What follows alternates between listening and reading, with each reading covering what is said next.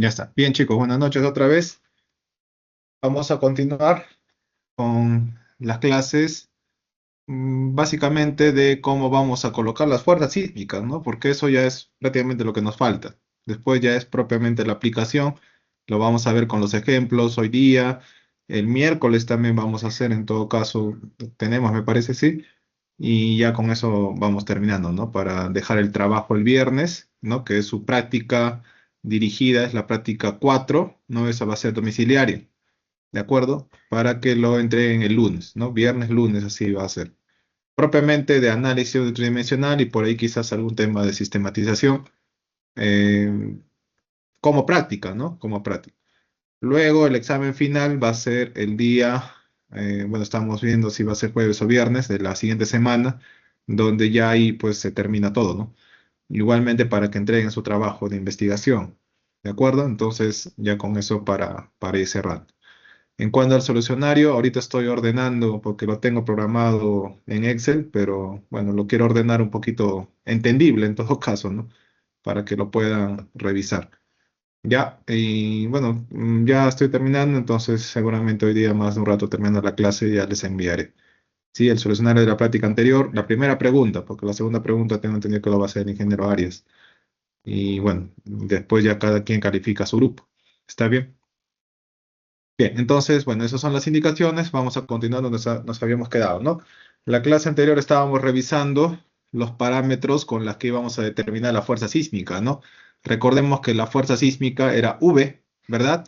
Igual a Z por U, por S, por C, entre R, por P, ¿no? Así era.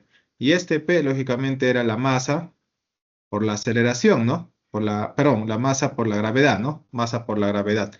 Entonces, todo esto de acá es una especie de factor, ¿no? Porcentaje que finalmente va a ser de esta gravedad, ¿no? Entonces, ya porcentaje de la gravedad sería la aceleración y aceleración por masa sería la fuerza, ¿no? Básicamente esa, por ahí va la idea. Entonces, de aquí ya hemos visto qué cosa significa Z, ¿no? Que es básicamente un porcentaje de la aceleración de la gravedad que sucede en el epicentro, ¿no? En la profundidad, ¿de acuerdo? Bueno, del terrestre, ¿no? Luego se va a amplificar hasta que llega a la superficie con este, ¿no? Del parámetro de sitio, ¿no? Ya eso también habíamos conversado. Luego, ya la edificación propiamente también tiende a tener una amplificación, ¿no? La propia edificación, con un tope máximo de 2.5, ¿no? 2.5 es el máximo valor. Y luego, pues, dependiendo del periodo de vibración de la edificación, que también explicamos, ¿no? A grandes rasgos, qué cosa significa periodo de vibración de la edificación, va disminuyendo este valor de C, ¿no? A medida que tenga un periodo más largo, voy a tener un factor de amplificación C más pequeño, ¿no? Porque acá dijimos, ¿no? Este es el máximo y luego va disminuyendo, ¿no? Cuando yo tengo esta operación, va siendo cada vez más pequeña, ¿no? Básicamente ese valor de C empieza así, ¿no? Dijimos hasta T sub P, ¿verdad? Después disminuye así hasta T sub L, ¿no? Y después ya sigue disminuyendo, ¿no? Entonces, estos tres sectores, ¿no? Son para determinar este sector. Dependiendo del periodo de la edificación, ¿no? Le corresponderá un valor de C, ¿no? Que lógicamente iría acá, ¿no? El máximo sería 2.5. Bueno, eso ya hemos comentado.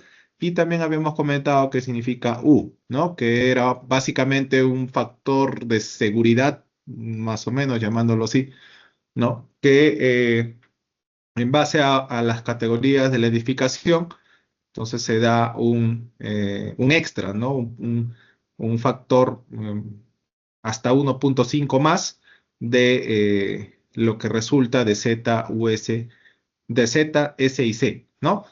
Y luego ya habíamos quedado que hoy día sí vamos a empezar a ver qué cosa significa R y ya con eso vamos a continuar en la explicación del análisis sísmico estático, ¿no? Utilizando el método pseudotridimensional. ¿De acuerdo? Ya está. Entonces, ya tenemos eso.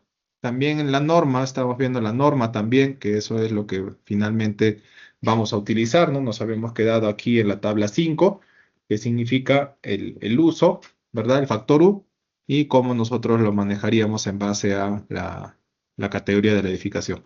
Ahora vamos a pasar a el artículo 16, ¿no? Sistemas estructurales, ¿verdad? Que aquí también tendríamos este de acá, ¿no? Para determinar este factor de R, ¿no? Los sistemas estructurales nos va a servir para determinar este factor de R. ¿Está bien? Ya está. Entonces, acá nos dice, ¿no? Primero, entre los sistemas estructurales que contempla la norma de sismo resistente, la E030, tenemos a las estructuras de concreto, ¿no? Eso principalmente, aparte el más usual en el país, etcétera, ¿no? Luego tenemos estructuras de acero, ¿de acuerdo? Luego tenemos estructuras de albañilería, también tenemos estructuras de madera y último tenemos estructuras de tierra, ¿no? Esos son los sistemas estructurales con los que manejamos en el país, básicamente, ¿no? Ahora, vamos a empezar con el más común, que es estructuras de concreto armado.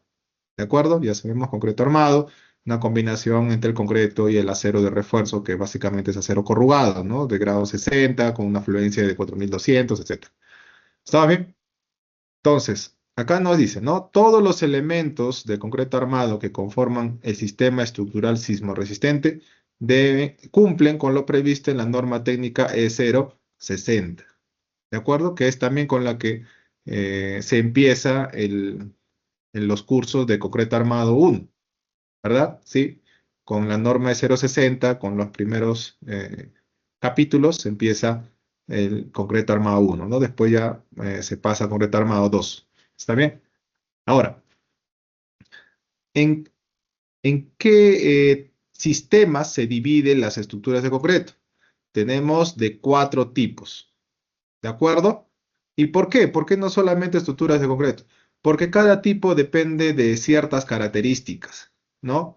Características como ductilidad, características como resistencia, ¿no? Eh, ¿De acuerdo? Son características propias de cada sistema estructural de concreto armado. O sea, dentro de concreto armado tenemos estos 4 sistemas estructurales también. ¿Está bien? Entonces vamos a ver acá. Dice, el primer sistema que nosotros tenemos es el sistema de pórticos. ¿De acuerdo? Dice, por lo menos el 80% de la fuerza cortante en la base actúa sobre las columnas de los pórticos, ¿no? En caso se tengan muros estructurales, estos se diseñan para resistir una fracción de la acción sísmica total de acuerdo a su rigidez. ¿Está bien? Entonces, ¿qué significa una estructura de pórticos? Básicamente son estructuras que la componen vigas y columnas, básicamente. ¿De acuerdo? ¿Puede tener placas? Sí, puede tener muros estructurales, ¿no? Muros estructurales para nosotros es placa. ¿De acuerdo? Puede tener, sí, pero en una cantidad bastante pequeña, ¿no? Acá dice, ¿quiénes son el sistema sismo resistente propiamente de esta estructura de pórticos? Las columnas. Las columnas son las que van a tomar hasta el 80 bueno, hasta el 80%, ¿no?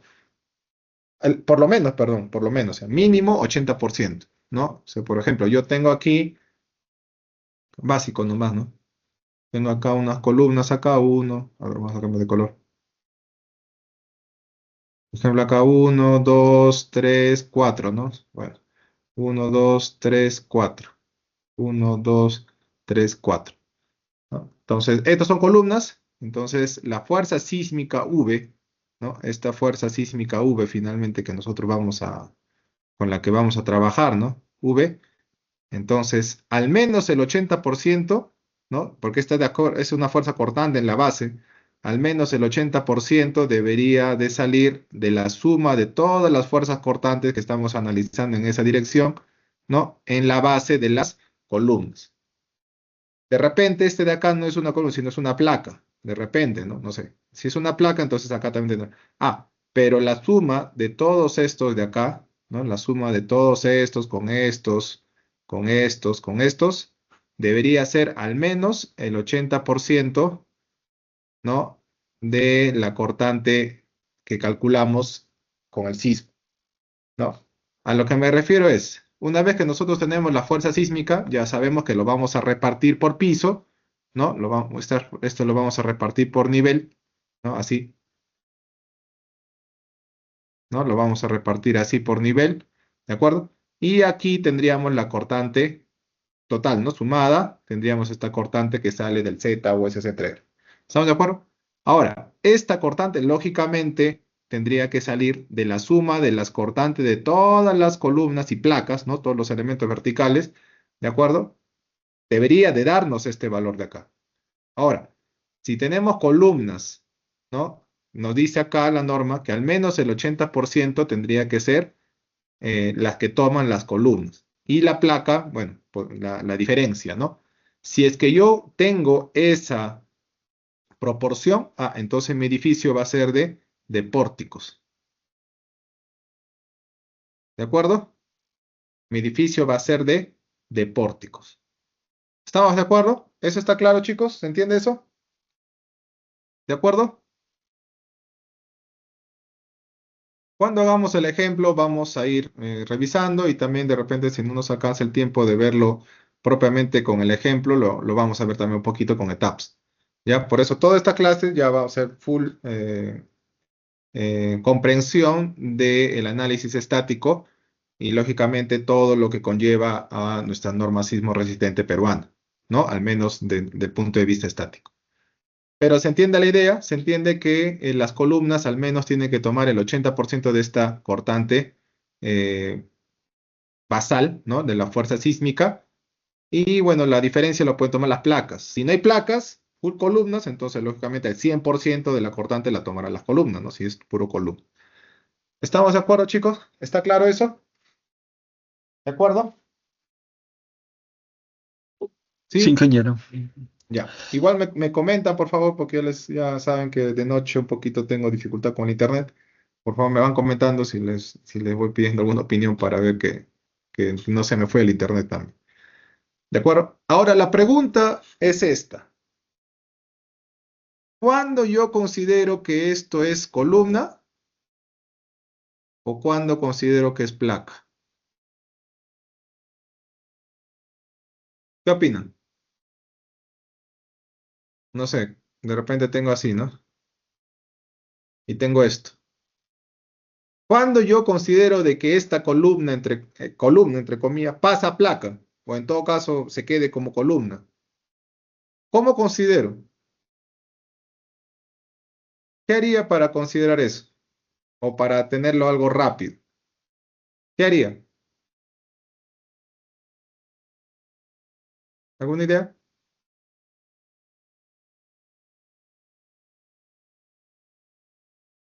Bueno, en principio, bueno, todavía estamos aprendiendo, lógicamente esto tiene bastante explicación todavía, que es más probable que se vean ya en antisísmica con mucha más detalle, pero en principio es esto, ¿no? De una forma rápida, de repente darme cuenta es, ¿no? Esto tiene su H y tiene su B. Entonces, si H entre B es mayor que 4, entonces podríamos considerarlo como placa, esto de acá. Por ejemplo, ¿no? Si tengo mi columna, entre comillas, de 1 metro por 25, ¿no? Así, 25 centímetros de ancho y 1 metro de largo, la relación es, en todo caso, mayor o igual, ¿no? Es 4, entonces ya lo considero como placa. Si es 30 centímetros de espesor y esto es 1 metro o 20, entonces también ya sería placa. ¿Está claro? ¿Se entiende la idea? ¿Sí? ¿Está claro eso? ¿De acuerdo? ¿Sí? Bien. Por ahora, ese va a ser más o menos el criterio para considerar placa, porque como les comento, hay bastante explicación todavía acá, pero eso ya se puede ver más en antisísmica. ¿Estamos de acuerdo? Ya está. Bien, entonces vamos a continuar. A este sistema, entonces hemos dicho, lo llamamos pórtico. Listo. Ahora, cuando tenemos un sistema como muro estructural, ¿no? O un sistema de placas le llaman, ¿no? Placas o muro estructural son muros de concreto armado porque estamos dentro de este sistema estructural. ¿De acuerdo? Muros estructurales, placas, concreto armado. Dice, sistema en el que la resistencia sísmica está dada predominantemente por muros estructurales, sobre los que actúa por lo menos el 70% de la fuerza cortante en la base, ¿no? Entonces, por ejemplo, acá yo tendría de repente, ¿no? De repente tengo así, ¿no? Por acá también. Estoy exagerando, lógicamente, ¿no? Por acá también, de repente tengo así, ¿no? ¿De acuerdo? Por acá también, quizás acá tengo, ¿no? Así columnas. Bueno, placas ya, ¿no? Placas. ¿De acuerdo? Entonces, si es que yo tengo, ya hemos dicho cuándo lo consideramos placas, un sistema estructural donde tenga más muros de concreto armado, entonces lo voy a llamar muro estructural. Hemos dicho, ¿no? Otra vez el tema de la cortante, ¿no? La fuerza sísmica. Si el 70% por lo menos lo toman las placas, ¿no? De repente acá hay una columna, ¿no? Columnas de repente aquí hay, no sé, ¿no? Entonces las placas toman más del 70% de la fuerza cortante sísmica. Entonces ya lo vamos a llamar sistema de muro estructural. ¿De acuerdo? Quiere decir que las placas son las que más van a trabajar por sismo y estas columnas ya tienden a solamente trabajar por gravedad. Ya el tema sísmico no les afecta demasiado porque para eso están las placas, ¿no? Entonces ya las columnas pasan a ser más un diseño por cargas de gravedad, básicamente. Hay sismos, sí, pero es pequeño, ¿no? Es pequeño. En cambio, en pórticos, las columnas son las que toman la fuerza sísmica, ¿no? Por lo tanto, sí salen bien robustas. En cambio, en muro estructural, las que pueden salir más robustas son las placas y las columnas pueden salir un poco más eh, pequeñas, ¿no? ¿Estamos de acuerdo? ¿Y dual qué cosa es? Dual es un intermedio entre pórticos y muro estructural, ¿no? Es un intermedio, es una especie de combinación de entre ambos, ¿no? Dice, son resistidas por una combinación de pórticos y muros estructurales. La fuerza cortante que toman los muros es mayor que 20% que toman los muros, ¿ah? O sea, las placas, y menor que 70% de la cortante en la base, ¿no? Porque en este intervalo, lógicamente, si los muros toman menos de 20%, ¿no? Si toman menos, entonces pórtico, pues, ¿no? Y si toman más de 70%, es muro estructural, ¿no? Por eso tiene que estar en este intervalo para llamarse dual. ¿Está bien? Y finalmente tenemos a las edificaciones de muros de ductilidad limitada. Esto es ya no es tan usual, ¿no? Menos en el medio. Esto casi más se utiliza de repente en Lima, ¿no? Tiene sus propias características, ¿no? Dice, edificaciones que se caracterizan por tener un sistema estructural donde la resistencia sísmica de cargas de gravedad está dada por muros de concreto armado de espesores reducidos, hasta 10 centímetros, o sea, son muros bien delgados, ¿de acuerdo? Son muros bien delgados, hasta 10 centímetros de espesor, ¿no? Por eso dice, espesor reducido, en los que se prescinde de extremos confinados, porque lógicamente como tengo mi muro bien delgadito, entonces yo ya no puedo poner pues acá tipo columnetas o columnas o extremos ensanchados, ya no pongo nada, ¿no? Toda la estructura es puro muros delgados, ¿no? Todo es muros delgaditos, ¿está bien? Y el refuerzo vertical se dispone en una sola capa, ¿no? Por eso tenemos muros delgados. Con este sistema se puede construir como máximo 8 pisos, o sea, ya es una limitación bastante grande que te da para el uso de este sistema estructural. No es muy usual, ¿de acuerdo? Pero de todas maneras se hace y por lo tanto tiene que estar considerado en la norma. Los que más usamos son estos tres de acá, ¿de acuerdo? Ya está. Bueno, luego tenemos pues estructuras de acero, ¿no? También las estructuras de acero tienen su particularidad, ¿de acuerdo? Tiene su particularidad, tiene también sus propios sistemas resistentes, ¿no? Tiene desde pórticos especiales resistentes a momentos, ¿no? Son básicamente, dice, ¿no? Provee una significativa capacidad de formación inelástica, ¿no? A través de la afluencia por flexión de las vigas y la limitada afluencia en las zonas panel de las columnas, o sea, en la unión entre columnas y vigas, ¿no? Las columnas son diseñadas para tener una resistencia mayor que las vigas cuando éstas incursionan en la zona de endurecimiento por deformación. Lógicamente, las fallas no deben de suceder primero en las columnas, ¿no? Primero tiene que suceder en las vigas, ¿no? Esa secuencia de falla, debido de repente a un movimiento sísmico, lo que fuere, primero tiene que ser en las vigas. Entonces, este sistema básicamente son para edificios, de acero, básicamente, ¿no? Eh, no son para naves industriales o pequeños edificios de un piso, de acero, no. Son estructuras bastante especiales, por eso dicen, ¿no? Pórticos especiales, resistentes a movimiento. Incluso sus conexiones son bastante especiales también, ya están normadas, incluso cómo se tienen que hacer las conexiones. O sea, tiene bastante detalle constructivo y tiene bastante resistencia a flexión, ¿no? Y lógicamente tiene una utilidad bastante grande también. Luego tenemos estos pórticos intermedios, pórticos ordinarios, ¿no? Entonces, bueno, va disminuyendo también en base a el sistema que se utiliza. Luego también hay, ¿no? Pórticos especiales concéntricamente arriostrados, ¿de acuerdo? Y luego están los excéntricamente arriostrados, ¿no? La diferencia es que eh, estos pórticos especiales y pórticos ordinarios concéntricamente arriostrados son aquellos que tienen este tipo de arriostres, ¿no? En los extremos. En cambio, que habla de excéntricamente arriostrado, son aquellos que tienen este tipo de conexión, algo así, ¿no? De esta forma. O, bueno, en todo caso, no pegado, pero también puede ser así, ¿no? Así, de tal forma de que aquí en esta zona empiece a la falla y por ahí empiece la fluencia de la viga, ¿no? Ya son conexiones, pues, o en todo caso, la secuencia de falla está bastante eh, controlada, ¿no? ¿De acuerdo? Entonces, acero también tiene sus propios sistemas estructurales. Asimismo, también albañilería, ¿no? Albañilería tenemos armada y confinada, ¿de acuerdo? También tiene su propio, es un sistema estructural, ya no, como le digo, tiene armada y confinada, ¿de acuerdo? Tenemos estructuras de madera, ¿no? Tampoco, bueno, ese es el sistema estructural de madera y bueno, estructuras de tierra, ¿no? Ahora, también hay que tener en cuenta esta tabla que es sumamente importante, ¿no? Esta tabla es sumamente importante. Nos dice, ¿no? Categoría y sistema estructural. Miren, ve, en base a las categorías de edificación, ¿no? Desde hacia la A hasta la C, ya D ya no lo considera. De acuerdo a la zona sísmica también, miren, desde 1 hasta 4, ¿no? Ahí está. Te dice por norma qué sistema estructural vas a utilizar para la categoría de edificación para determinada zona sísmica del Perú.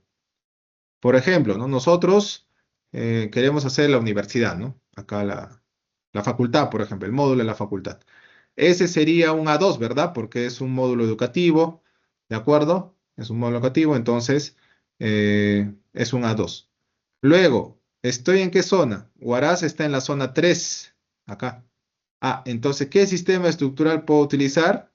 Acá nos dice, estructuras de acero, ¿no? Tipo especiales concéntricamente arrostrados o excéntricamente arrostrados, estructuras de concreto, dual muro estructural, pero no habla de pórtico, miren, ve. Entonces, quiere decir que al menos en la zona de Huaraz o en cualquier otra zona 3, 2 o 4, ¿no? Yo no puedo utilizar pórticos acá. Pórticos no puedo usar para edificios tipo educativos. No podría utilizar. Y bueno, eso básicamente, ¿no? Puede utilizar dual o muro estructural, ¿no? Entonces, a eso voy que también es importante conocer esta tabla porque lógicamente eh, te limita el uso de los sistemas estructurales dependiendo de la categoría y la zona sísmica, ¿no? Entonces, también para que lo puedan revisar. Ahora sí, una vez que tengamos entendido qué significan los sistemas estructurales, ¿no? Sobre todo el de concreto armado, que es el que más utilizamos en el Perú, ¿no? Luego también tenemos las de acero, etcétera, pero ¿para qué es importante saber diferenciar los sistemas estructurales? Para poder determinar a este señor de acá, ¿no? Para este de acá. Coeficiente básico de reducción de fuerzas sísmicas. ¿Ese quién es? R sub 0. Ah, todavía no es R, ¿no? Sino es R sub 0. ¿De acuerdo? O sea, recordamos, ¿no? V es igual a Z U S C entre R por, por el peso, ¿no? Pero acá es R sub 0. Ah, falta algo para llegar a R, falta, ¿no? Que ahora vamos a ver que falta para llegar a R sub 0, a R, ¿no? R sub 0 primero. ¿Qué cosa es R sub 0? Dice coeficiente básico de reducción de las fuerzas sísmicas. Ese es su nombre. ¿De acuerdo? Entonces, aquí también, ¿no? En las diapositivas también nos indica. Primero empieza con el básico, acá está, ¿no? R sub 0. Y para que pase a R, acá está R, ¿no? Tengo que multiplicar, dice, a este R sub 0 por estos factores de irregularidad del edificio. ¿De acuerdo? Entonces, ahí sí ya llego al R que voy a utilizar en la fórmula de la fuerza cortante basal, ¿no? Por fuerza sísmica. ¿Está bien? Y todo eso nos dice que está en las tablas de la norma, ¿no? Y efectivamente acá está, ¿no? Primero, el básico, el R sub 0, coeficiente básico de reducción. Entonces, acá en el artículo 18.2 te dice, dependiendo del sistema estructural, entonces ese coeficiente básico de reducción va a variar. Mírenme, va a tener un valor. En acero, para los pórticos especiales resistentes a momentos, como es bastante dúctil, R vale 8. Y luego va a ir bajando, ¿no? Para los intermedios 5 y para los ordinarios 4. Para pórticos especiales dice concéntricamente arrostrados 7. Para pórticos ordinarios 4. Para pórticos excéntricamente arrostrados 8. Mientras más tienda a ser dúctil la edificación, el R sub 0 tiende a ser más grande. ¿Cuándo dijimos la estructura era dúctil? Cuando tiende a deformarse en el rango inelástico, ¿no? Bastante antes de que colapse, ¿no? Un edificio es dúctil cuando tiende, igual que en los materiales, ¿no? Cuando llevamos resistencia a materiales, también explicamos qué significa un material dúctil, qué significa un material frágil, ¿no? Idéntico es en el edificio. Un edificio que tiende a ser dúctil se va a mover bastante sin que colapse. O sea, tengo bastante deformación inelástica. En cambio, un edificio que es frágil no va a tener tanta deformación inelástica. Se va a deformar y ¡prup! Se rompe, ¿no? Porque es frágil. No tiene capacidad de deformación. Entonces, mientras más frágil sea la estructura, más pequeño va a ser este valor de R, ¿no? Este valor va a ser más pequeño, güey. Mientras más dúctil sea la estructura, va a tener un valor de R sub 0 más grande. ¿Está claro eso, chicos? ¿Se entiende la idea? ¿Se entiende? Hola. Está claro, ¿verdad? ¿Y en qué casos se busca que una estructura sea más dúctil o menos dúctil? Ya. Por ahí hemos comentado esta tabla, ¿verdad? Esta de acá. Bueno, esta tabla de todas maneras nos ayuda hasta cierto punto a decidir pues con qué sistema estructural vamos a trabajar y por lo tanto por ahí ya no pensamos si necesitamos darle más o menos ductilidad. Hay que tener en cuenta esto, ¿no? Muchas de las veces, mientras más frágil sea, necesita ser más resistente. Hay que tener en cuenta eso. O sea, va casi de la mano por ahí, ¿no? No estoy diciendo que eso suceda al 100%, o sea, una regla, sino que justamente debido a que la estructura tienda a ser más frágil, ¿no? O pueda ser más frágil, hay factores que hacen que ese valor de R sea cada vez más pequeño. Por ejemplo, a ver, vamos, por eso les digo, ¿no? Vamos a continuar con esto. Esto quería contestar la pregunta. Por ahora no es que necesite necesariamente cierta cantidad de utilidad, ¿no? O cierta cantidad de deformación inelástica. Mientras yo cumpla los lineamientos de la norma, no habría inconveniente. ¿Por qué? Porque los lineamientos de la norma también van dirigidos, como les digo, ¿no? Si bien la estructura no llega a ser dúctil, pero puede ser bien resistente. Entonces la norma ya como que te lleva por ese camino para que no tengas problemas, por más que tengas un edificio de repente un poco frágil. El tema es controlar la secuencia de falla. Eso es lo importante. Lo importante es controlar, sea quizás un poco frágil o sea dúctil, la idea es controlar el tipo de falla, la secuencia de cómo va a fallar la estructura. Eso es lo importante. Por ejemplo, ¿no? Ustedes sabemos, ¿no? Si fallan las columnas, el edificio se va a caer. Entonces, las columnas debe ser lo último que falle. Si hablamos de sistema de muro estructural o de albañilería, ¿no? Donde principalmente son los muros las que toman la fuerza sísmica. Entonces, estos muros deben ser lo último que falle. ¿Está bien? Y ni siquiera deberían de fallar al 100%. La estructura no debe colapsar por lo que hemos comentado, lo de la filosofía sismorresistente, ¿no? Entonces son cositas, como digo, que la norma ya ha ido evolucionando, ¿no? Bastante ha ido evolucionando desde hace mucho tiempo, cosa que con los nuevos conceptos, las nuevas filosofías, los nuevos hallazgos, ¿no? Tiendan a que la secuencia que nos indica de proceder la norma ya nos lleve por una estructura con la filosofía de diseño sísmico, ¿no? Sismo resistente. ¿Está bien? ¿Sí? ¿De acuerdo? Sí, ingeniero, gracias. Ya. Ahora vamos a comentar justamente un poquito cuál es la idea, ¿no? ¿Cuál es la idea? Vamos a comentar. Como les digo, no es que nos diga, por ahora no es que nos diga, necesitamos tanta utilidad, no queremos tanta fragilidad, no nos dice eso, ¿no? No es explícito. Pero sí hay caminos, ¿no? Y justamente hay procesos que ahora lo vamos a comentar. ¿Está bien?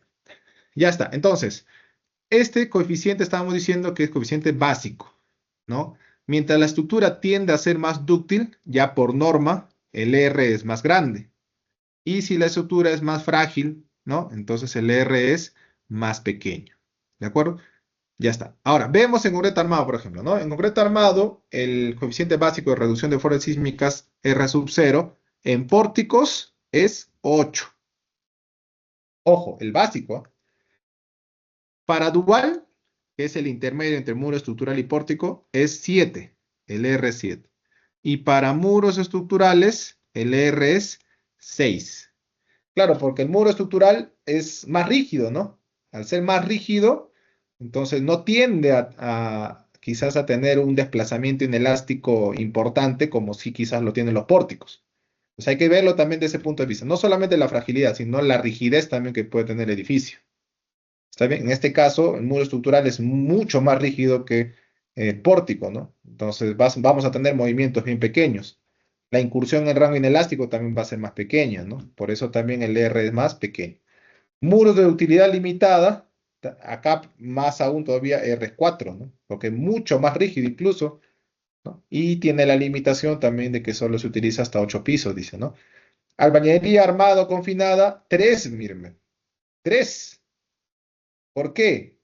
Porque, por ejemplo, ¿no? Sabemos que en albañería confinada, sobre todo, podemos usar los ladrillos King Kong, que son ladrillos cerámicos, ¿no? Ladrillos de arcilla, etcétera. ¿De acuerdo? Ojo, ladrillos estructurales, es la idea, ¿no? Es la idea. Y estos ladrillos, de todas maneras, tienen un comportamiento frágil, ¿no? Entonces, es por eso que también el sistema estructural de albañería tiende a tener cierta fragilidad. Pero justamente como tiene cierta fragilidad, vamos a ver más adelante, ¿no? Si recordamos, ¿no? Siempre tenemos que tener en vista esto, ¿no? V es igual, dice Z, U, S, C entre R, ¿no? Lógicamente ese R también va a ser dependiente de este R sub 0, ¿no? Va a llegar acá. Pero si se dan cuenta, por P, ¿no? Esta fuerza sísmica, si el R es pequeño, ¿no? Si el R va a ser cada vez más pequeño, ¿esta fuerza sísmica es más grande o más pequeña? ¿Qué opinan? Más grande. Más grande, pues, ¿no? Mientras este R tiende a ser más pequeño, este va a crecer. Y más bien, si el R tiende a ser grande, entonces esta fuerza tiende a ser pequeña. A eso voy. Cuando tenemos un R que cada vez va siendo más pequeño, entonces técnicamente voy a tener una fuerza sísmica grande. Y esta fuerza yo tengo que darle al edificio. Por norma, tengo que darle al edificio. Por lo tanto, lógicamente te van a salir elementos mucho más robustos, ¿no? Vas a necesitar mayor cantidad de elementos estructurales para poder resistir a esta fuerza sísmica. ¿Por qué? Porque el R es pequeño. Y lógicamente, si el R es grande, entonces tengo fuerzas sísmicas pequeñas, ¿no? Más pequeñas, entonces de repente nuestro edificio no va a necesitar tanta cantidad de elementos ni tanta dimensión de elementos. ¿Se entiende por dónde va la idea? ¿Sí? ese es el proceso que les digo, ¿no? Que justamente este me ayuda a que cuando yo tenga un R pequeño, yo pueda tener un edificio más robusto. Entonces ya con eso me está dando la garantía de repente de que cumpla la filosofía sismo resistente que nos dice la norma.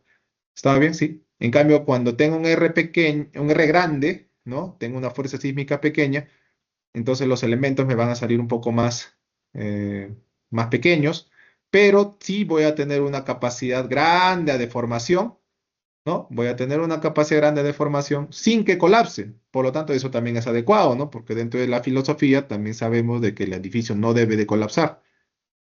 ¿Hasta ahí se entiende la idea también? ¿Está claro por qué los R's van variando? ¿Sí? Si los R's van variando, también va variando la fuerza sísmica y por lo tanto afecta directamente a los elementos estructurales del edificio. ¿Sí? ¿Se entiende eso, chicos? Y entonces, mientras más alto sea el edificio, se busca que el sea más grande para evitar que la amplificación de las fuerzas sísmicas sea mayor. A ver, ahí también otra vez vuelvo a lo anterior, ¿no? Claro, hay que conversar todos esos temas porque es importante. Vuelvo a esto, ¿no? Aquí. Por ejemplo, ¿no? Por ejemplo, hay que ponernos casos por eso, ¿no? Para entenderlo mejor. Los edificios multifamiliares de Lima, muchos de ellos tienen 5 sótanos y por ahí tienen 20, 30 pisos incluso. Pero acá no te está diciendo que utilices 30 ni 20 pisos, ni un piso. Te dice, ¿qué categoría de edificio es ese? Ah, es categoría C, dice, ¿no? Por ejemplo, multifamiliares, C. En cualquier zona puede utilizar cualquier sistema estructural. O sea, puedo utilizar pórtico, puedo utilizar muros de concreto armado, o puedo utilizar dual, o puedo utilizar acero, o puedo utilizar que me dé la gana. Así nos dice la norma. Pero ojo, también lógicamente, por ejemplo, albañería tiene su limitación. Esta solamente puede utilizar hasta 5 pisos o 15 metros de altura, si no me recuerdo. Entonces, al fin, bueno, los temas de albañería confinada o muros de utilidad limitada tienen sus, como dice su nombre, límites, ¿no? Pero generalmente para edificios de 20, 30 pisos utilizo concreto armado. Ahora, ¿cuál utilizaría de concreto armado? ¿Utilizaría dual? ¿Utilizaría pórtico? ¿Utilizaría muro estructural? No solamente hay que tener en cuenta de que por ahora, bueno, como todavía nos falta un poquito más de revisar, ¿no? Aparentemente nosotros queremos que entre menos sismo, ¿no? Aparentemente, ¿no? Queremos que entre menos sismo, por lo tanto queremos un R grande, decimos, ¿no? Para que este sea más pequeño. Ah, entonces voy a utilizar pórtico, pero ojo, más adelante voy a tener límites de desplazamiento, ¿de acuerdo? Y si tengo límites de desplazamiento, entonces quiere decir que es probable de que esa fuerza sísmica para las columnas y vigas que de repente, entre comillas, me pueden salir pequeñas por sismo, pero por el límite de desplazamiento obligado voy a tener que hacerlos crecer más todavía. Más tengo que hacerles crecer por el límite de desplazamiento. Entonces, quizás no me conviene utilizar pórtico, me va a convenir utilizar muro estructural porque este sí me da una rigidez tremenda. ¿No? Aunque el R es un poco más pequeño y aumente esto de acá, pero la resistencia que tienen los muros también a las fuerzas sísmicas también es enorme. Y también a la vez cumpliría los límites de desplazamiento. O sea, todo es una secuencia, ¿no? Por ahora solamente estamos viendo el primer paso, ¿no? Estamos viendo análisis todavía. Ya el tema de diseño estructural, eso se ve en concreto armado, ¿no? Concreto armado 2 sobre todo. Ahí se ve el tema de diseño propiamente estructural, ¿no? Entonces, ahí ya te ves un montón de cosas. Por ello, son un montón de variables. Por lo tanto, por ahora nosotros nos vamos a concentrar solamente en el análisis, ¿no? Así salga la fuerza sísmica grande, pequeña, no te va a interesar. Tú quieres analizar. Ese es nuestro objetivo ahorita. O sea, a eso debemos de centrarnos. Pero como les digo, estamos adelantándonos un poquito. No solamente decir, ah, yo quiero poca fuerza sísmica, yo le pongo R8, uso pórticos. No. Porque le digo, los límites de desplazamiento me va a pedir mayor sección. Ah, entonces las columnas, de repente que yo estimaba que me salgan de 50 por 50, me van a salir de 1,20 m por 1,20 m de repente, para cumplir el límite de desplazamiento. Si es que utilizo pórtico. Pero si no utilizo pórtico y utilizo muro estructural, los muros estructurales son las que van a tomar los desplazamientos para que sean pequeños, ¿no? Y las columnas sí pueden ser pequeños, ¿no? Entonces ya no voy a gastar tanto espacio, ¿no? Porque una cosa es poner una columna de medio metro por medio metro y una cosa es poner una columnota de 1,20 m por 1,20 m. El espacio también que toma en colocar esa columna grande, pues es pérdida, entre comillas, ¿no? Espacio libre. Ahora, ¿quiere decir que en ningún edificio de 20 pisos puedo usar pórticos? No, también depende mucho de qué, de la arquitectura. Si es un edificio para oficinas, por ejemplo, no te conviene tener demasiadas placas, porque lógicamente la oficina necesita espacios abiertos, ¿no? Donde la gente esté interactuando, todos en un piso, no sé, ¿no? Entonces son bastantes variables, por eso les digo. ¿Cómo llego a aprender de eso? Con la experiencia. Poco a poco, cuando vas trabajando, cuando ya vas compartiendo con arquitectos, con profesionales ya que tengan más, que sean más rankeados, lo que fuera, con ellos ya se va aprendiendo, ¿no? Entonces, pero como les digo, lo básico, ¿cuál es? Lo básico es seguir esta tabla, ¿no? Esta de acá, de las categorías y los tipos de edificación, ¿no? Que sí me dicen qué sistema estructural puedo ir utilizando. Y por otro lado, también siempre de la mano con la arquitectura, ¿no? Siempre. No porque yo quiero utilizar pórticos y le voy a poner una columnota, ya está bien, ¿no? Ahí vas a pelearte con el arquitecto. Entonces no es la idea tampoco, ¿no? Siempre es bueno ver las opciones. ¿Está bien? ¿Está claro eso, chicos? ¿Se entendió eso? Sí, Sí, gracias. ya, correcto. Bien, entonces ya tenemos los valores del R sub 0. Ahora, acá también nos dicen, ¿no? ¿A qué es igual este R que va a entrar dentro de la formulita de las fuerzas sísmicas?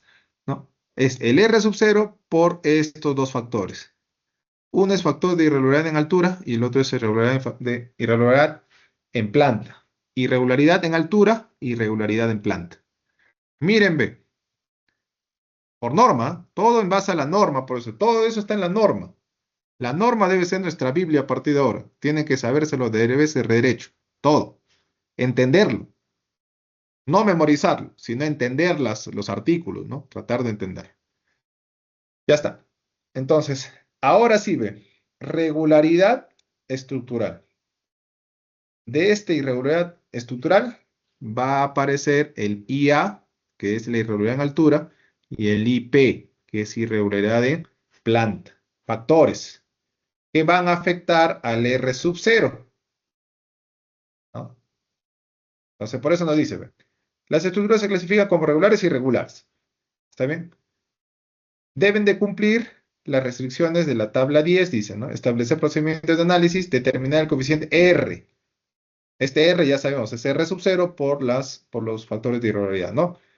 Ahora, estructuras regulares, dice, son las que en su configuración resistente a cargas laterales no presentan irregularidades que se mencionan en las tablas 8 y 9, que eso está más adelante.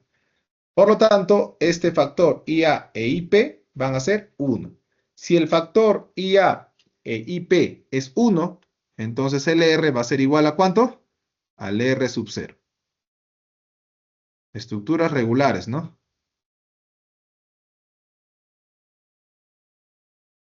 ¿De acuerdo?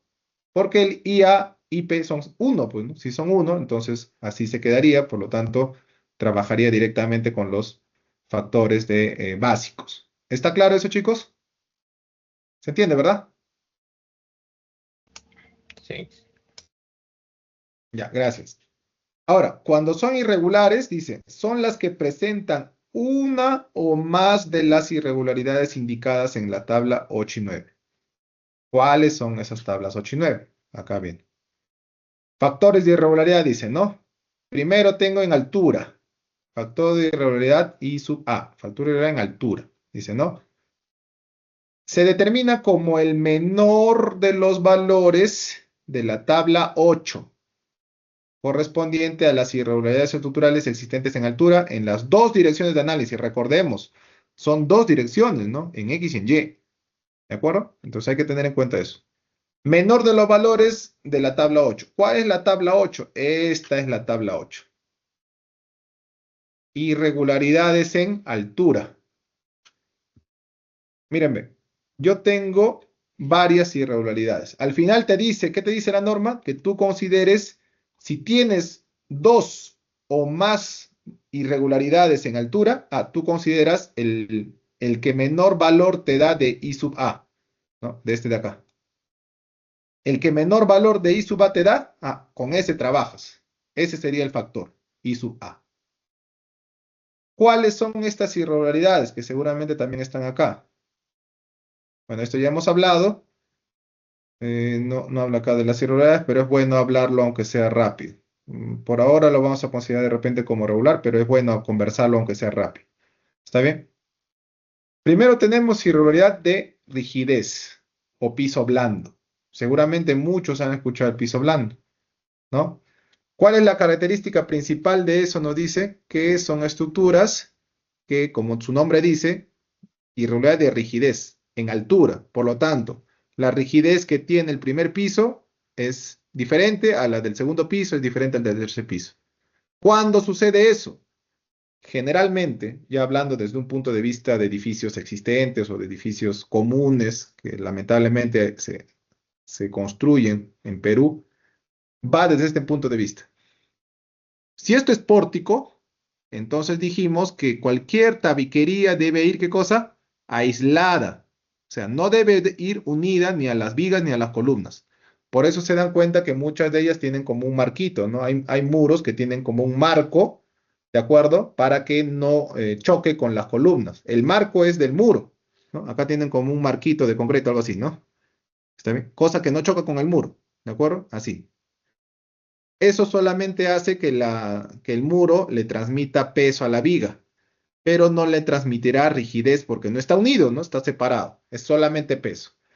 Pero en Perú, como somos moscas, entre comillas, ¿no? ¿Qué hacemos? El primer nivel para nosotros es salón o es tienda o es cochera, lo que fuera. Y en el segundo nivel, en vez de aislarlo, en vez de tener los muros separados, ¿qué hacemos? Lo juntamos, pues. Lo juntamos al edificio, o sea, lo construimos junto con las columnas y las vigas. Por más que no deben de ser estructurales, ¿no? Por más que use pandereta, por más que use cualquier ladrillo, ¿no? Si yo lo uno, ya es parte de la estructura. Eso creo que ya lo hemos comentado en algún momento. Entonces, ¿qué sucede cuando viene el sismo, no? ¿Qué sucede cuando viene el sismo acá? Ah, este de acá no se puede mover, pues se mueve como un bloque, ¿no? Este se mueve como un bloque, pues recontrarrígido, ¿no? Así. ¿Y qué pasa con estas patitas? Se dobla así. Y como no resiste, se rompe. Y por eso seguramente van a ver, ¿no? Si buscan en internet piso blando, entonces ahí van a ver que muchos edificios se han caído así en bloques, ¿no? Todos los pisos superiores han caído y lo han aplastado al primer piso. Eso es por irregularidad de piso blando. Ahora, eso quiere decir que no puedo utilizar ambientes acá de cochera o no puedo hacer tiendas, no puedo hacer. Sí, todo se puede hacer, siempre y cuando sigamos las normas, ¿no? Sigamos las normas. Te dice acá la norma. Si tú tienes, ¿no? Que en un entrepiso la rigidez lateral es menor que el 70% de la rigidez del lateral del entrepiso inmediato superior, o es menor que el 80% de la rigidez de los, bueno, de los promedios de los tres niveles superiores adyacentes. ¿Qué quiere decir? Que si tú tienes la rigidez de un piso, ¿no? De este piso, y es menor que el 70%, dice, ¿no? Acá no dice. Es menor que el 70% de este piso de acá, ¿no? Es menor 70%, es la rigidez de este piso de acá, entonces ya tendría que afectarle con IA igual a 0,75, al R sub 0, ¿no? Por 0,75. ¿Qué quiere decir? Que este R sub 0 va, cuando lo multiplico por 0,75, ya va tendiendo a ser más pequeño, ¿no? Al R, ¿no? Y si el R es más pequeño, la fuerza sísmica, ¿qué va a suceder? Va a ser más grande. Y si la fuerza sísmica va a ser más grande, entonces me va a pedir robustecer las columnas, obligadamente. ¿Ven? O sea, ya te da esa forma, ¿ven? Te da ese camino ya. Si yo tengo problemas, que puede haber problemas de irregularidad por piso blando, entonces le afecto con este factor a este de aquí. Aún falta el IP, aún falta en planta, pero ya al multiplicar por 0,75 va a hacer que mi R sea más pequeño. Y si el R es más pequeño, la fuerza sísmica es más grande. Y si la fuerza sísmica es más grande, de todas maneras me va a pedir mayor robustez de los elementos estructurales. ¿Se entiende la idea? ¿Se entiende? Sí, ¿Sí? Ok, sí, ¿no? Ya. A eso iba un poco con que finalmente, por más que de repente yo tenga un R sub 0 igual a 8, si la estructura es regular, este puede terminar siendo ¿cuánto? ¿No? 8 por de repente 0,75, que es en altura, por 0,75 en planta de repente, y ya va a tender a ser este casi 4,75 me parece, el R. Miren, de 8 pasa a ser 4,75 por las irregularidades. Se va haciendo más frágil, más difícil también es su análisis. Entonces, mejor castigo al R para tener una fuerza sísmica grande y así también garantizar que mi estructura tenga elementos más robustos y por lo tanto la estructura sea más segura también. ¿Está claro? ¿Se entiende por dónde va la idea del R? ¿Sí? ¿Se entiende? ¿De acuerdo? sí. Ya, correcto. Bien. Bueno, como les digo, estos son temas que en antisísmica se ven con mucho más detalle porque lógicamente eso también se aplica ahí, ¿no? Se aplica ya al análisis estático, dinámico, modal espectral, lo que fuera. Entonces, todo eso se ve más a detalle. Pero la idea es que ya se entienda por dónde va el camino, ¿no? El proceso. ¿Está bien? Ya está. Entonces, tenemos irregularidad en altura, piso blando. También tenemos irregularidad de resistencia o piso débil, ¿no? Donde ya habla de la capacidad de resistir fuerzas de cada nivel, ¿no? Entonces, también, bueno, cualquiera de los dos que exista, 0,75. Ahora, de estos de acá, también hay una irregularidad extrema de rigidez, donde ya habla de 60% acá, ¿no? El otro hablaba de 70, ¿no? 70, ahora habla de 60. O sea, una falta de rigidez bastante grande, ¿no? Entonces, cuando ya hay extremos, o sea, uno tiene que verificar lógicamente todos estos de acá. Cuando ya es extremo, entonces yo lo castigo con la mitad, miren, ve, 0,50. Si mi R es 8, R sub 0 es 8, mira, y es irregularidad, y tiene esta irregularidad extrema, entonces pasa a ser 4, y mi fuerza sísmica pasa prácticamente a duplicarse. Y si se duplica, entonces también los elementos van a tener que ser más robustos, mucho más robustos. ¿Eh? Entonces, por ahí va la idea. También hay regularidad de masa, les dejo acá para que lo lean. No vamos a verificar, me parece todo esto. Sí, no, no se verifica. Solo hasta las fuerzas nada más. ¿De acuerdo? No vamos a llegar a verificar eso. Poco a poco en antisísmica se puede ver eso. ¿No? Vamos a ver la irregularidad de geometría vertical, que significa también, vamos a ver discontinuidad de los sistemas resistentes, ¿no? Sería bueno que lo lean, investiguen por su cuenta, ¿no? Porque no es complicado, ¿no? Pero hay que seguir repasando, no nos va a alcanzar el tiempo de ver todo, como les digo, pero al menos quiero terminar el proceso de análisis, ¿no? Ya si nos alcanza el tiempo, podremos ver esto con más detalle. Y también, bueno, discontinuidad extrema también, ¿no? Si es que, bueno, ahí hay algunas valores. Entonces, son factores que harían que nuestro R disminuya, ¿no? Debido a la irregularidad en altura. Y lógicamente también existe la irregularidad en planta, dice, ¿no? La irregularidad en planta, acá está. El I sub P, ¿no? Irregularidades estructurales en planta. En la tabla 9, la tabla 9. Entonces, del peor de todos, la irregularidad que sí he visto que produce colapso de estructuras es esta de acá. Y lógicamente también su extremo, ¿no? Torsional extremo también. Entonces, este es el peor de todos. Las otras pueden existir, pero eh, bueno, no causa demasiado daño. Estas sí pueden causar un montón de daño. Si uno no cuida bien esto, puede causar un daño tremendo. Entonces, acá también, como decíamos, en planta. ¿Por qué irregularidad torsional en planta? Porque normalmente si esto es en planta, la idea es que si viene el sismo en X, se mueva así en X, ¿no? Así, ¿no? Si viene el sismo en X así, entonces se mueva así en X, ¿no? Esa es la idea, ¿verdad? Pero si, cuando hay irregularidad torsional, si en vez de moverse en X, este gira así, ¿no? Gira. O sea, se mueve en X y gira a la vez. Eso es peligroso, totalmente peligroso. O sea, no solamente se mueve lateral, sino gira. Irregularidad torsional. Acá está la explicación de cómo uno puede determinar eso, ¿no? De repente lo vemos con etapas o la idea es que lo tengan bien claro, ¿no? Vamos a ir viendo las opciones, pero primero terminamos la parte manual, ¿no? Entonces, este sí es peligroso. Por lo tanto, también 0,75, ¿no? Y su extremo, porque también puede existir extremos, ¿no? O sea, una cosa que gire así y otra cosa que gire así, ¿no? No sé, pues que gire bastante, ¿no? Entonces, a eso le llama torsional extremo, 0,60. Esos son, bueno, la regularidad torsional es la más crítica. Después existe esquina entrante, ¿no? Cuando tenemos de repente edificios de este tipo, ¿no? Así en L, entonces acá tiene esquina entrante, ¿no? En ambas direcciones. Entonces a eso le llaman esquina entrante. Discontinuidad de diafragma, bueno, lo más rápido, ¿no? Lo más rápido es cuando de repente acá tengo un tragaluz así grande, ¿no? Entonces ahí puede haber una discontinuidad rápida de diafragma, ¿no? O sea, hueco, ¿no? Sistemas no paralelos, de repente si tengo algún eje así, ¿no? Muy inclinado, ¿no? Algo así, de repente tengo un eje. Entonces, ya a eso le llamamos sistema no paralelo, ¿no? Entonces, son cositas, son irregularidades que en algunos de los casos pueden existir de forma visible, ¿no?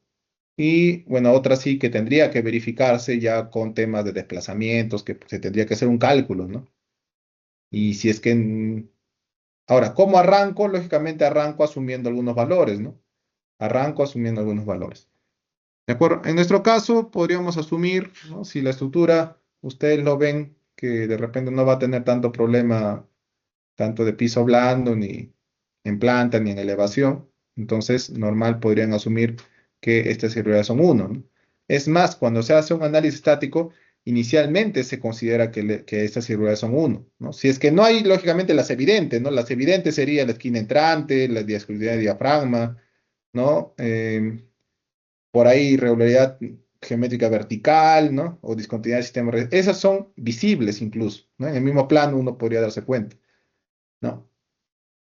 Pero si no hay eso, entonces normal podríamos trabajar con irregularidades 1, ¿no? Y por lo tanto nuestro R sería igual a R sub 0. Entonces acá nos dice finalmente que ese coeficiente R es igual al R sub 0 por la multiplicación de los factores de irregularidad. ¿De acuerdo? También es importante, chicos, esta tabla de aquí. Esta es otra tabla que bastante revisan los evaluadores, ¿no? Bueno, por temas normativos en todo caso. ¿Está bien? Dependiendo de la categoría otra vez de la edificación y de la zona, ¿no? Y de la zona, entonces las edificaciones te restringen las irregularidades. Por lo tanto, también los arquitectos deberían de conocer esto, ¿no? Para evitar también algunas cosas, ¿no?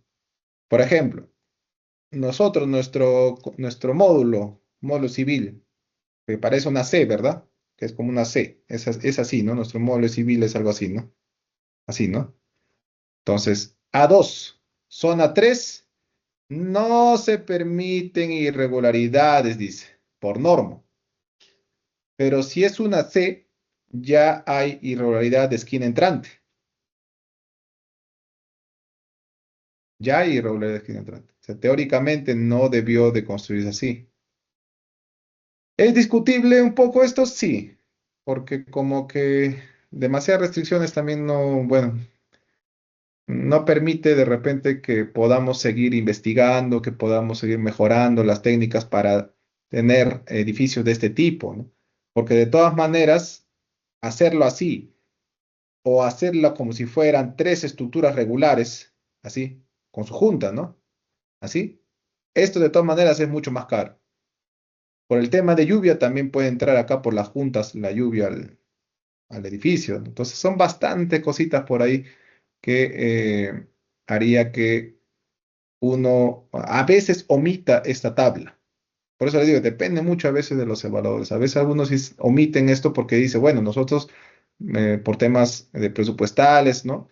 podemos manejarlo así la C completa, ¿no? Y bueno, ya lo manejamos y los dos firmamos y nos hacemos cargo y lo que ven. También eso es una responsabilidad, lógicamente. Otros dicen, no, hay que respetar totalmente las normas, total, completamente. Ah, lo hago así. Que sería más bien incluso esto lo adecuado, ojo, ¿no? Esto más bien sería lo adecuado, porque son tres estructuras rectangulares, ya sería regular, ¿no? Tres estructuras regulares. Pero como les digo, es más caro, ¿no? Este es más caro. Entonces, bueno, pero de todas maneras es bueno conocer que existe esta tabla y por lo tanto te da las restricciones de irregularidades para cada categoría de edificación dependiendo de la zona. ¿Estamos de acuerdo, chicos, hasta ahí? ¿Sí? ¿De acuerdo? ¿Alguna Sí. consulta hasta ahí? ¿No hay consultas? Bien, entonces nosotros ya tenemos Z, U, S, C entre R. Ya tenemos, por lo tanto, estos parámetros, ¿no? Ahora el peso del edificio también ya vamos a ver cómo lo calculamos. Y ya con eso sabríamos cuánto es esta cortante basal, ¿no? Esta cortante sísmica, la fuerza sísmica, mejor dicho, ¿no? Ya tendríamos y por lo tanto ya sabríamos cuánto es. Ahora, este de acá lo vamos a repartir en cada nivel, así, ¿no? Acá va a ir un cachito, una parte, acá otra parte y otra parte. La suma te tendría que dar esta, pues, ¿no? ¿Está bien? Sí. La suma de todas las fuerzas que ocurren en cada nivel, lógicamente por equilibrio, ¿no? Sumatorio de fuerzas en X igual a cero, horizontales igual a cero. Entonces, tendría que darme esta cortante en la base. Por eso a este le llaman cortante basal, ¿no? Cortante basal o cortante en la base, ¿no? Porque lógicamente es esta la que finalmente se repartiría en los niveles, ¿no? Y la suma de estas fuerzas te tendría que dar este U. ¿Está claro hasta ahí, chicos? Entonces nos falta ahora ver cómo lo repartimos y ya con eso prácticamente terminamos el tema de cómo vamos a calcular esta fuerza y ya solamente quedaría hacer el ejemplo, ¿no? De cómo vamos a trabajar con el análisis pseudo tridimensional. ¿Está claro hasta ahí, chicos? ¿De acuerdo? Sí. Bien, continuamos entonces, continuamos.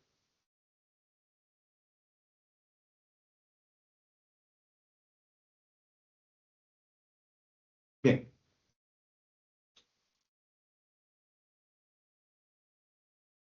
Bien, entonces para calcular esa fuerza sísmica, vamos a venir ahora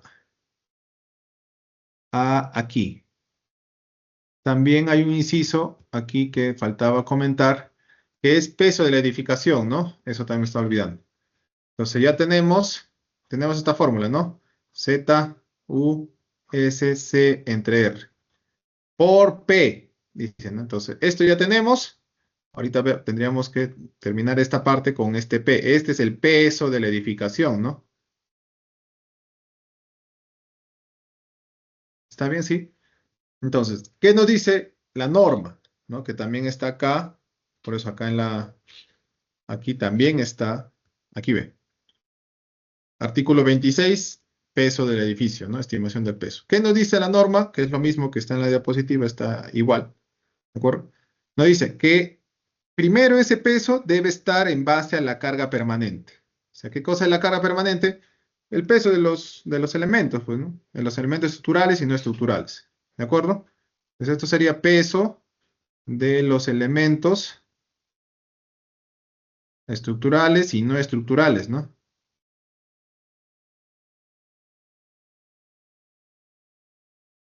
¿De acuerdo? El peso de los elementos estructurales y no estructurales. ¿De acuerdo? Todos. De todos los pisos, ¿no? Todo, todo. ¿Y qué más dice? Más, prácticamente sería más un porcentaje de la carga viva o sobrecarga. Ahora, ¿dónde vemos esta carga viva o sobrecarga? Lo vemos en el artículo, perdón, la norma E020. En la E020 lo vamos a ver. Aquí. Aquí.